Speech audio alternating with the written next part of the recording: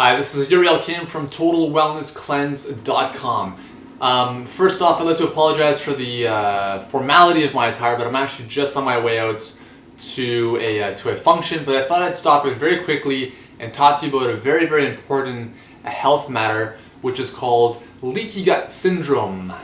That is the way it is called, and basically what it is a leaky gut, and that's pretty much what it is. To help explain this, what I'd like to do is call upon my prop right here. So what this is a rendition of your small intestine, okay?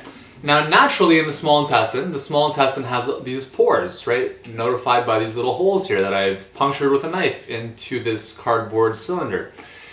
So this interior would be the lumen of the small intestine. That's where all the food stuff goes through, the bowels move through there, and basically makes its way down to the rectum, right?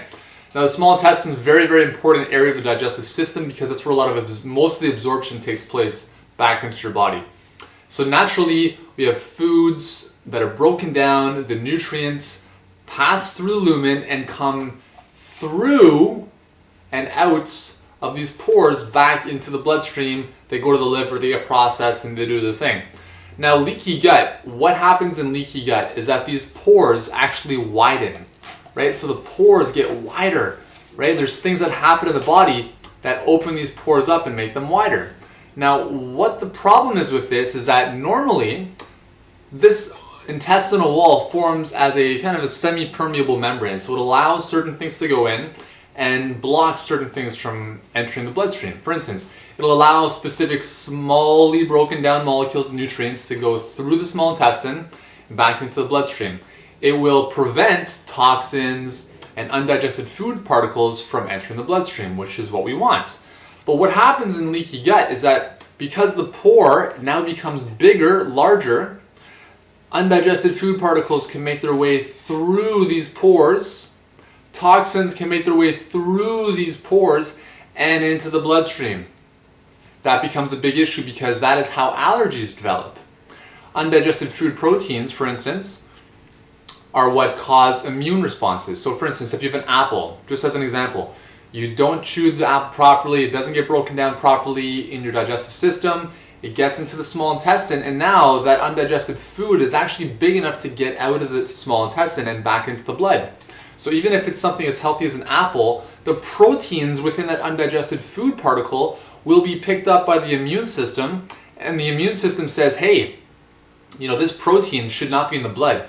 We're going to mount an immune response to it, and that's how allergies develop.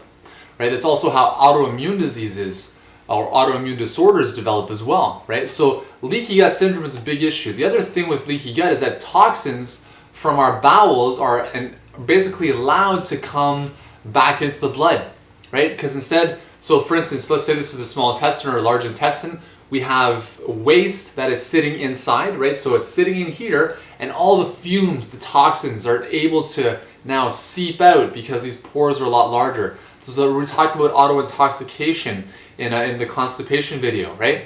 The toxins come out of these pores and back into the bloodstream, and that's not something we want.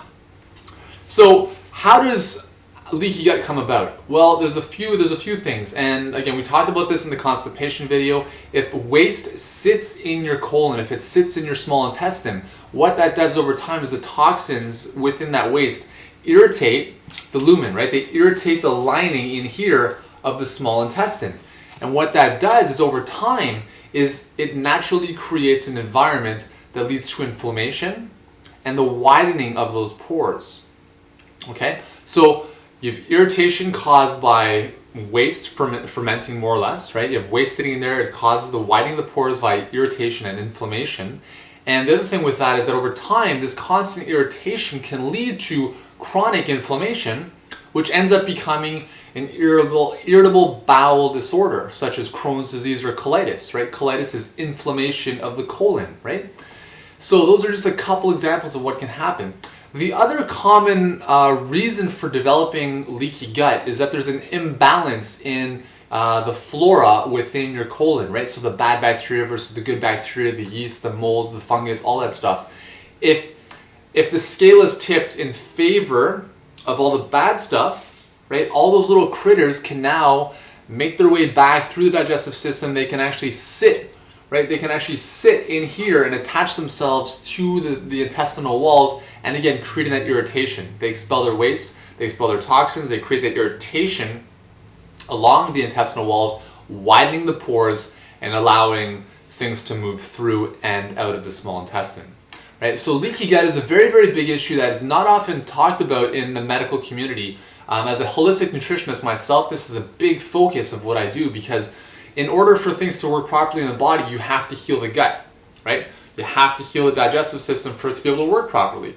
And there's a number of ways to do that, right? For instance, one of the first things that you can do is take glutamine.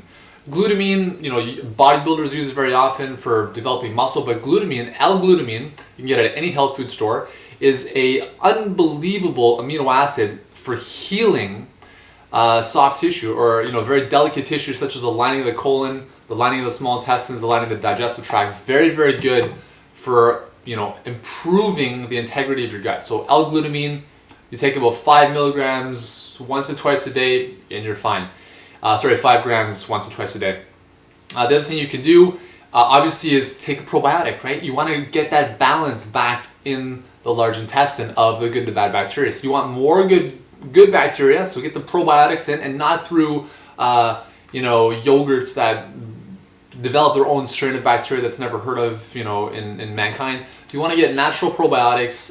Kefir is a great source if you like the yogurt and dairy stuff, although I don't recommend dairy at all.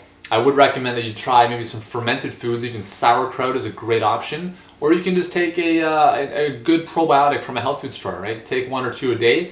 Make sure you get billions of those good bacteria coming into your body, and that'll help rebalance things out. So all that combined, and there's a lot more to do. I mean, obviously, I gotta run. I know you don't have all day to watch this, but if you do want more information on this really important issue about leaky gut and how to improve it, how to clean it up, how to really get rid of it for life, you need to go to totalwellnesscleanse.com/preview.html.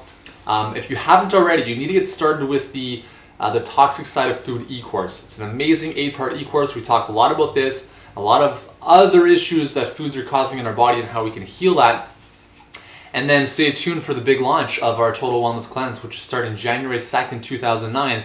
But beware that we're only accepting a certain number of people, right? So we can't accept everyone. So you need to hurry over there now and get signed up so that we can inform you as to when we can get started with the cleanse. So for now, this is Yuri Elkaim. I've got to run, but I will talk to you soon.